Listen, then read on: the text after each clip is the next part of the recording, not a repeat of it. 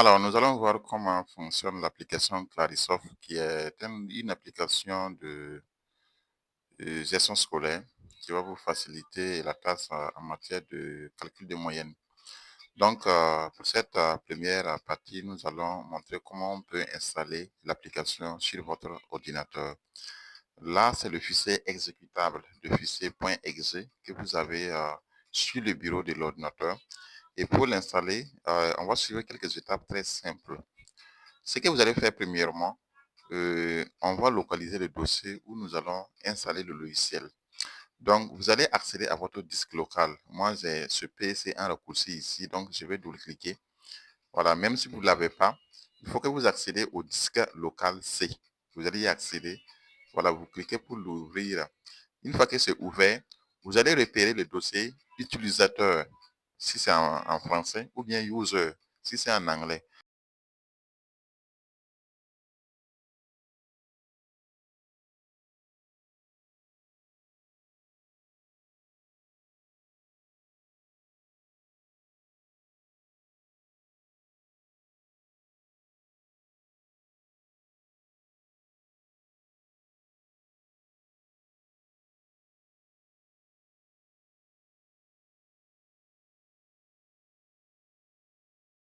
Moi, je vais prendre Codacity. Vous pouvez avoir HP public. Si c'est comme ça, vous pouvez prendre HP. Voilà, je prends par exemple Codacity. Et quand vous ouvrez Codacity, regardez, vous allez voir le dossier AppData. Voilà, un dossier intitulé AppData. Voilà ce dossier ici. Maintenant, si à votre niveau, le dossier AppData n'apparaît pas, ça veut dire qu'il est masqué. Donc, vous allez regarder en haut seulement. Il y a affichage, accueil, partage, affichage. Vous cliquez au niveau des affichages. Vous voyez élément masqué. Vous devez cocher ça. Voilà, quand je décoche, AppData disparaît. Quand je coche, AppData apparaît. Donc, vous devez cocher sur afficher les éléments masqués. Là, AppData va apparaître. Si ça apparaît, vous allez double-cliquer sur AppData pour l'ouvrir. Vous aurez local, local low et roaming. Vous allez cliquer sur roaming. Une fois que vous accédez à roaming, vous avez les dossiers qui sont dans roaming. Vous allez positionner votre curseur en haut, en face de roaming, puisque vous avez PC, disque local, users, Codacity, AppData, roaming. Vous placez votre curseur ici et vous sélectionnez. Ça vous copie votre chemin d'accès. Vous allez faire CTRL-C. Voilà, ça a sélectionné le chemin d'accès. Vous faites CTRL-C pour copier. Une fois que c'est copié, vous allez les sortir carrément. Vous revenez à votre fichier d'installation, le fichier exécutable, vous faites clic droit là-dessus. Des options vont apparaître. Vous allez prendre exécuter en tant qu'administrateur. Voilà, on demande si vous souhaitez autoriser cette application, blablabla. Donc, vous allez cliquer sur oui et vous patientez. Donc, on va vous demander de choisir une langue. Bon, de configurer ça en anglais, en français. C'est mieux de prendre français. Donc, quand vous prenez français, vous mettez OK. Et à cette étape-là, vous devez choisir que vous acceptez les conditions d'utilisation. Et ensuite, suivant. Voilà, on demande si vous souhaitez créer une icône sur le bureau. Le mieux, c'est de créer. Donc, vous allez créer une icône sur le bureau. Donc, vous mettez sur suivant et installer. Vous terminez. Bon, ça va l'exécuter en même temps. Je vais fermer parce que je ne voulais pas l'exécuter. Je vais fermer et relancer. Il est où encore? Euh, c'est ça qui est là. Bon, normalement, l'icône devrait apparaître. Je ne sais pas pourquoi ça ne s'est pas affiché. Mais néanmoins, vous pouvez cliquer là-dessus pour l'ouvrir. Donc, je vais supprimer l'autre là. C'est la cause. On va l'actualiser. D'accord, ça ne me pose pas de problème.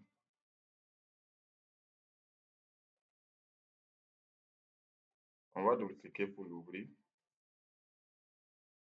Lorsque vous ouvrez, les identifiants par défaut, c'est admin ici. Et là, vous avez 1, 2, 3, 4. 1, 2, 3 et 4. Et vous cliquez sur connexion. Vous accédez à la page d'accueil comme ça. Maintenant, vous avez la possibilité de voir les classes disponibles à partir de là, créer de nouvelles classes à partir de là, ou bien changer vos identifiants à partir de là. Quand vous cliquez au niveau de là, on va vous demander de mettre l'ancien code.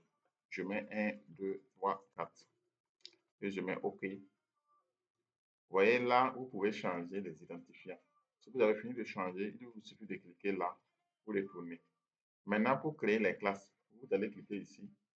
Voilà, création des classes. Vous sélectionnez l'année scolaire et là, vous mettez le nom de la classe. Par exemple, je mets troisième A. Je sélectionne poste primaire et je mets créer. La classe du troisième a été créée avec succès. Vous fermez.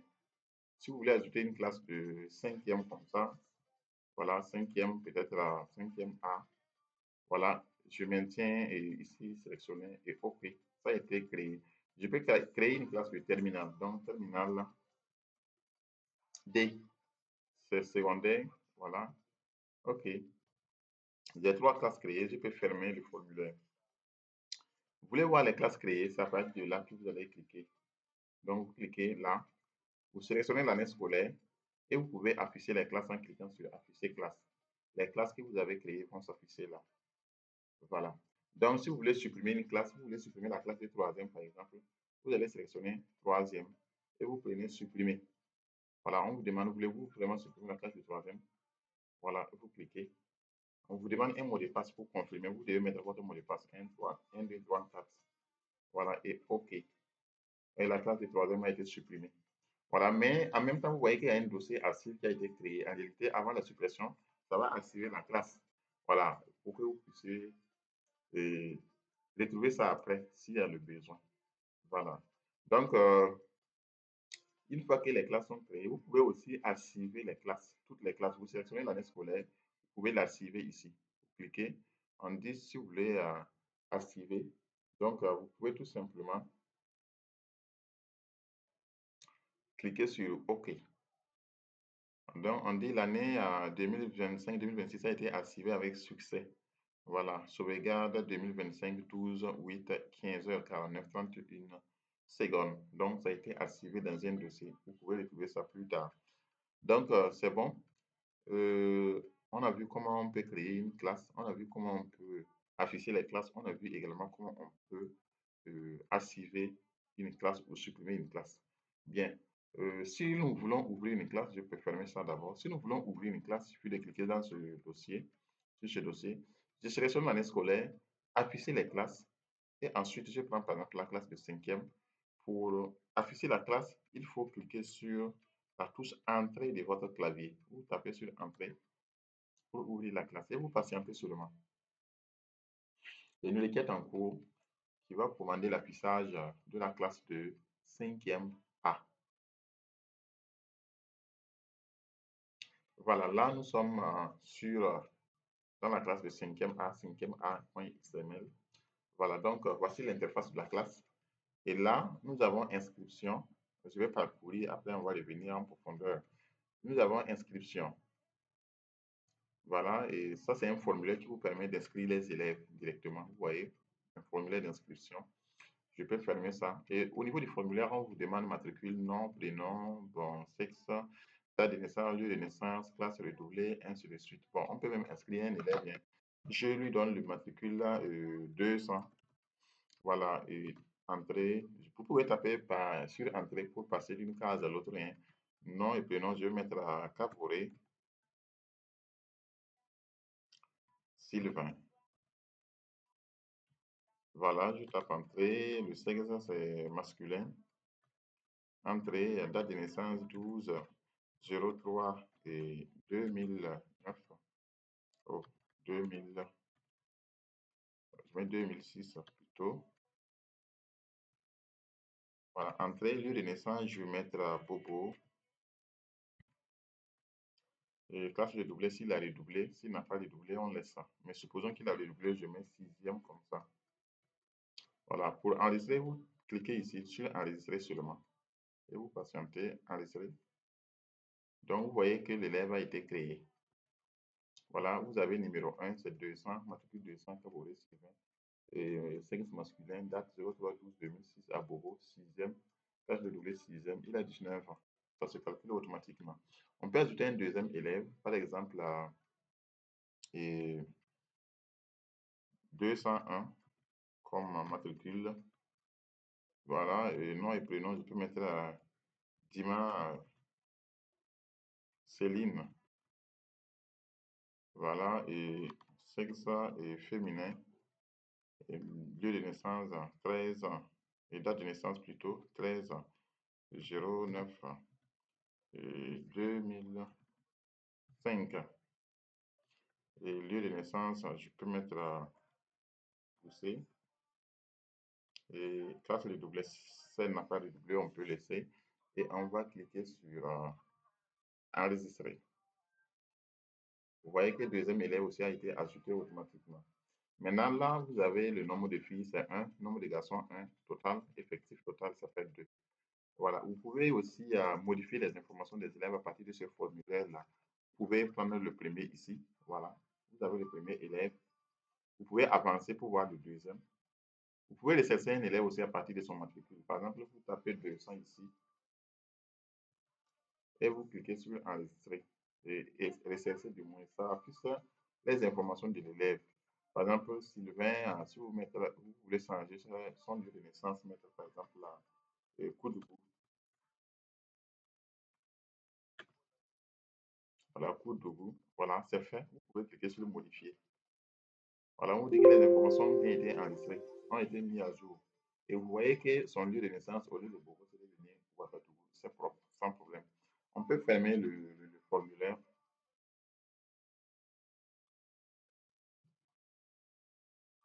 On va patienter un peu. Donc, ça a été fermé. Nous avons inscrit 2 élèves. La liste des élèves est là. Je clique, vous voyez nos 2 élèves qu'on a eu à inscrire qui sont là. Voilà, on peut même ajouter un élève directement à partir de la liste 203. Et je peux mettre sinon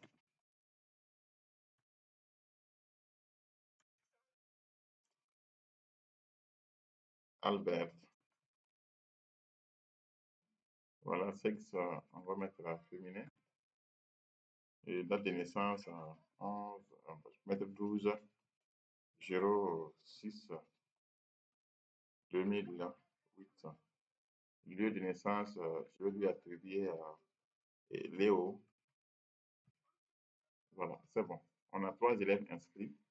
Voilà, 19 ans, 20 ans et 17 ans. Pour faire un retour en arrière, vous faites CTRL et la lettre B. CTRL B. Voilà, CTRL B, vous revenez à la page d'accueil. Maintenant, après ça, nous avons la liste des élèves, donc les matières que vous devez définir. Vous cliquez là-dessus seulement. Voilà, vous avez les matières comme dictée, langue, expression, histoire, jeu. Donc, vous donnez les noms des enseignants. Par exemple, là, je vais mettre Monsieur Cavoré. Voilà, et pour langue, c'est toujours Monsieur Cavoré. Pour expression, c'est toujours Monsieur Cavoré, puisque c'est le même professeur généralement qui enseigne. Histoire, je peux mettre Monsieur Damiva.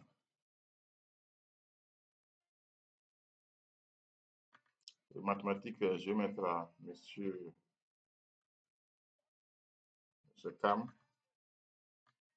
SVT, je peux mettre Monsieur Daname. Physique chimie, je vais mettre Madame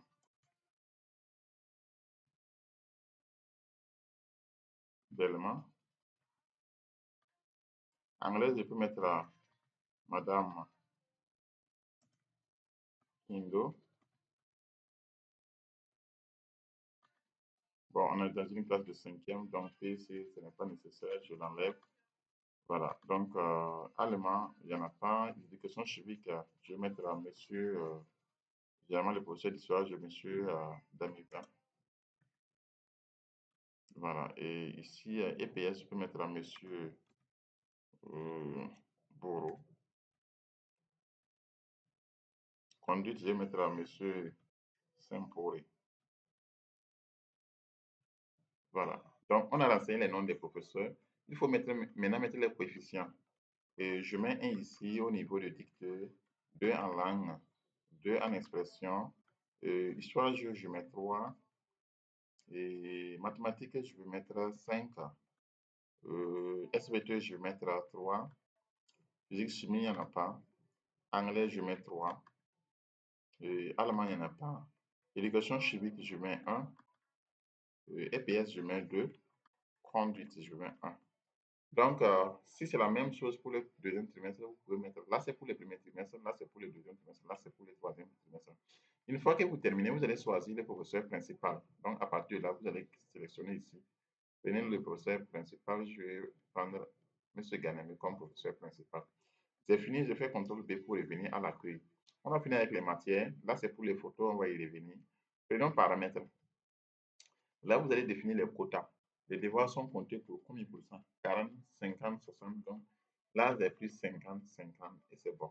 Bon, ici, vous n'avez pas besoin de changer. Je crois que c'est ça, c'est bon. Là, c'est comment dirais-je, la limite d'âge. Il y a certains établissements qui définissent une limite d'âge à partir de laquelle l'élève ne peut plus redoubler.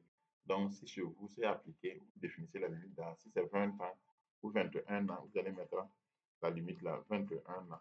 Voilà, en fonction des règles au niveau de votre établissement. Bien, une fois que c'est fini, là, c'est l'année scolaire. Bon, c'est déjà défini puisque le modèle que j'ai pris là, c'est pour un établissement qui a pris pour un contrat d'une année. Voilà, donc 2025-2026. Maintenant, vous allez définir le nom de lycée, de l'établissement, la classe, voilà, la localité, voilà, la classe. Ici, nous sommes en 5e, donc vous mettez ça seulement. Le nom du premier responsable, voilà sa fonction et puis son emploi. Voilà, et une fois que c'est terminé, CTRL B, ou bien vous pouvez cliquer ici pour les tourner. C'est bon. Donc, on a fini avec les paramètres. Ça, c'est réservé aux développeurs. Maintenant, ce que vous pouvez modifier également, voir également, c'est au niveau des notes. Bon, c'est les notes du premier trimestre. Lorsque vous cliquez dessus, vous voyez les noms des élèves apparaissent ici avec les différentes matières. On va continuer d'abord. Pour saisir les notes des élèves, qu'est-ce que vous allez faire? Vous allez sélectionner la matière. Je vais saisir les notes des élèves en anglais. Donc, je peux cliquer comme ça. Ou bien, bon, en dictée d'abord, je clique comme ça. Je peux défiler. Pour celle-ci dictée, j'ai choisi dictée et je patiente. Donc, nous avons nos 3 élèves en dictée. Donc, première note, je vais lui attribuer 12 et ensuite 17. Vous voyez que ça se calcule automatiquement. Lui, je vais lui associer 16 et 11. Le deuxième élève, je vais lui associer 15, troisième du moins, et bon, peut-être 19. Bien, note de composition, je vais associer 12 et 13 et 10. Vous pouvez mettre avec des virgules aussi, hein, 10,5. Voilà, on a fini avec les notes en dictée. On veut mettre par exemple en expression, il suffit de sélectionner. Vous prenez langue, vous patientez. Voilà, ça vous affiche en langue. Vérifiez bien que ici c'est langue. Donc, vous allez mettre par exemple langue, je vais lui attribuer 17. Bon, je vais prendre note, ok, langue. Et peut-être 13, bon, 17 encore, c'est pas mal. Ici, je vais lui mettre 10 et 15. Et là, je vais lui donner 9 et 20. Composition, on va lui donner 12, 11 et 18. On a déjà saisi pour 2 matières. On peut changer de matière. Je peux prendre ici, et par exemple la mathématiques. On va saisir les notes aussi. 14, 13, bon, ou bien 15 comme ça. 11, 16. Et là, on va lui donner 18 et 11. Composition, on va lui donner 12, 9 et 15. Donc, on a quelques matières et je pouvais saisir pour toutes les matières, mais bon, ça va prendre du temps. Donc, on ne va pas s'hasarder comme c'est une démonstration. Si vous voulez voir, par exemple, les notes d'un élève, par exemple, les notes de Caboret Sylvain, uniquement, il suffit de venir ici. Voilà, vous allez sélectionner. Vous prenez, par exemple, la Caboret Sylvain et vous patientez un instant. Ça vous affiche les notes de Sylvain. Voilà, vous avez collaboré Sylvain en dictée, en langue, expression, histoire, mathématiques, SPT, ainsi de suite. Vous pouvez même compléter, comme vous pouvez imprimer pour l'élève, ou bien s'il y a des modifications, vous pouvez modifier directement et vous enregistrer. Si vous voulez changer d'élève, vous pouvez également faire ça. Vous sélectionnez, par exemple, pour Albert. Voilà, vous avez pour Albert et c'est bien propre. Également, on peut défiler, on peut prendre pour Céline. Vous pouvez voir les notes de Céline uniquement. Voilà, pour Céline. Mais si vous voulez pour tous les élèves, voilà, vous pouvez prendre comme ça, vous pouvez pour tous les élèves en dictée, par exemple. Il suffit de sélectionner dictée et vous patientez seulement.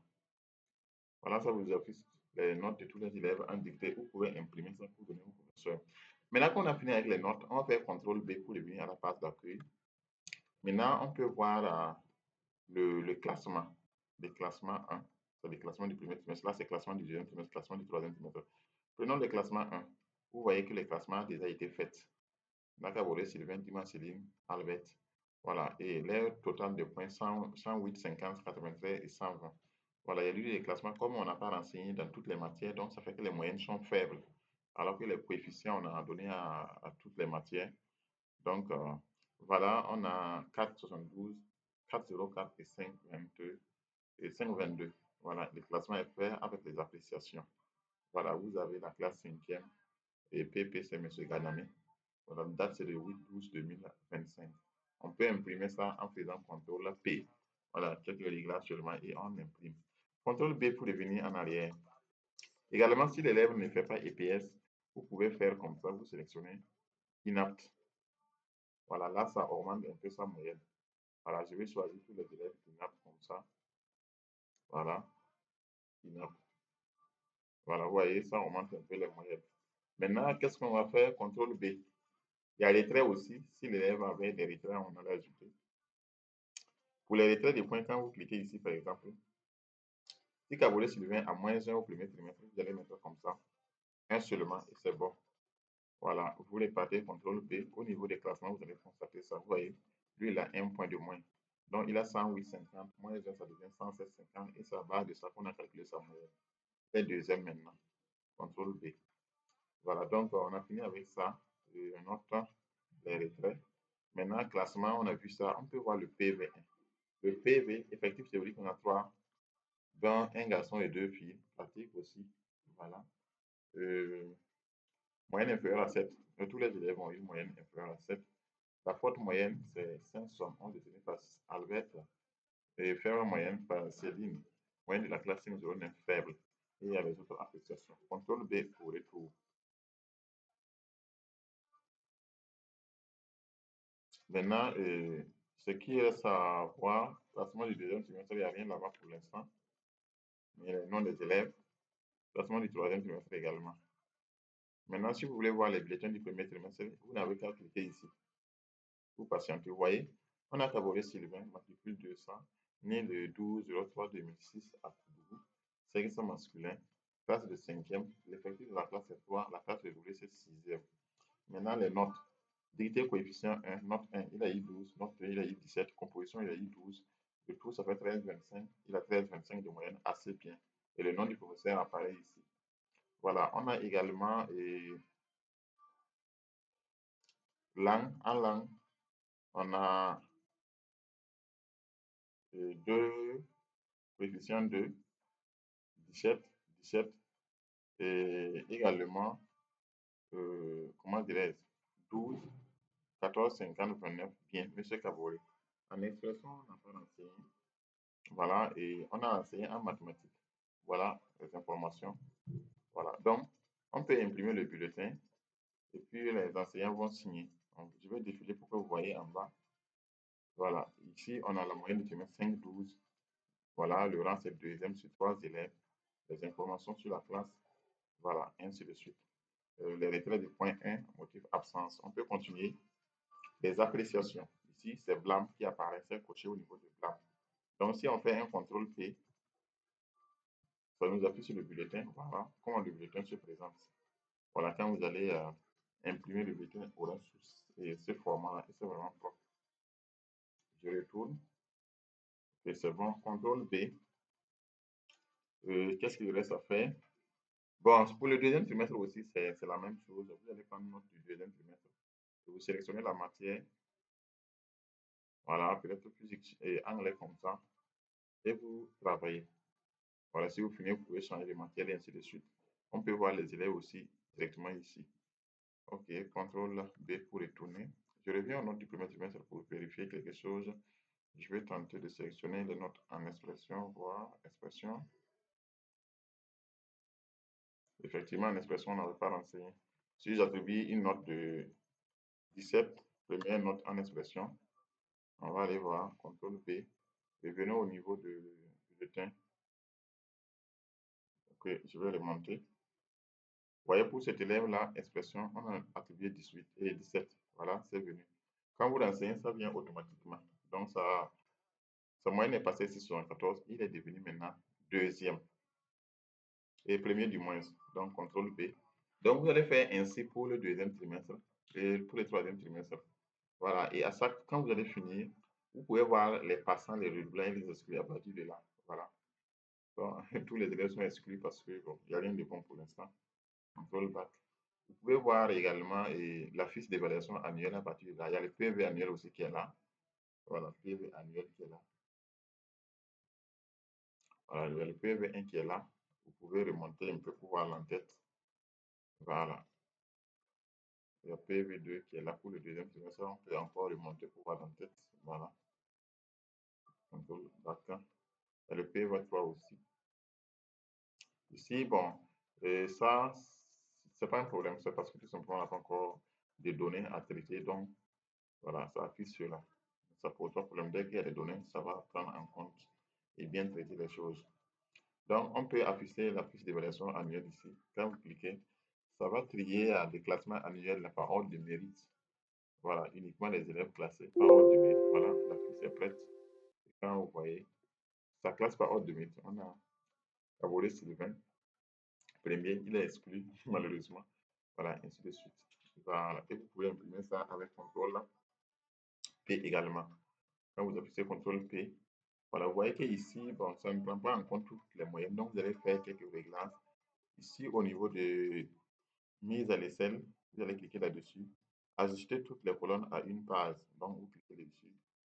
Voilà, et vous voyez que ça ajuste tout. Vous avez ID, nom et prénom, sexe, et moyenne 1, moyenne 2, moyenne 3, moyenne annuelle. Voilà, et puis le rang et l'appréciation. Vous pouvez imprimer aussi. Donc, à partir de là, on peut faire un retour. CTRL B pour venir à l'accueil. Maintenant, si vous voulez voir les classes disponibles, à partir de là, vous pouvez cliquer sur classe disponible. Vous voyez, terminal D est là, vous pouvez sélectionner et à partir de là, vous pouvez basculer en terminal 2. Donc, vous attendez que le chargement se termine. En train de charger la classe du terminal D. Voilà, c'est bon, il laisse l'affichage, c'est affiché. Vous voyez terminal D ici. Terminal D, on passe un instant pour le rafraîchissement. C'est bon. C'est le même scénario. Il y a l'inscription qui est là, où vous pouvez passer directement à partir de cette liste-là pour faire l'inscription. Voilà. Et ensuite, pour les notes, je vais mettre un élève pour qu'on puisse avoir des notes à renseigner. Par exemple, le matricule 100. Voilà. Ici, je vais mettre bon, AZERTY, quelque chose pour avoir de quoi écrire seulement 12, peut-être 12, 2008. Et lieu de naissance, je vais mettre H. Bon, c'est bon, je peux enregistrer. Il suffit d'avoir un élève seulement pour continuer.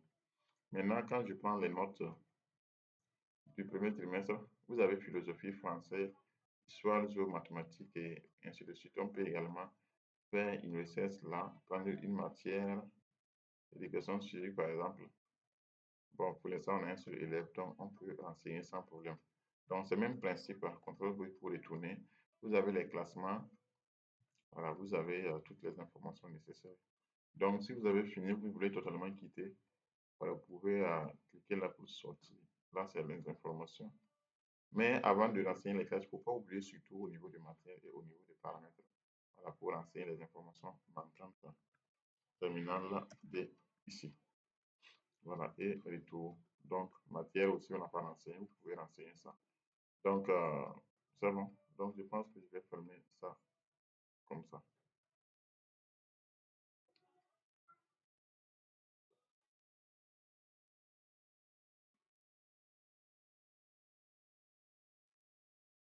Donc, je pense qu'on va arrêter ça.